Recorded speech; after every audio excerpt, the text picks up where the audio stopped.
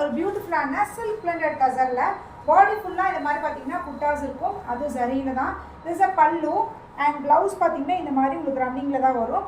இதோட back process காமிக்கிற ரொம்ப நீட்டாக சூப்பராக இருக்குது. டக்குனு ஸ்க்ரீன்ஷாட் எடுத்துக்கோங்க. எல்லாத்துலேயும் ஒரு 2 பீசஸ் தான் இருக்குது. பியூட்டிஃபுல்லான ஒரு பார்டர். நீங்கள் ப்ளீட்ஸ் எடுத்தீங்க ரொம்ப அழகாக இருக்கும். ஒரு கிராண்டாக ஒரு ஃபங்க்ஷனுக்கு போகிறீங்கனாலும் நல்லா ஒரு பட்டு சாரி லுக்கு கொடுக்கக்கூடிய ஒரு சாரீ. Just at 1150 1150.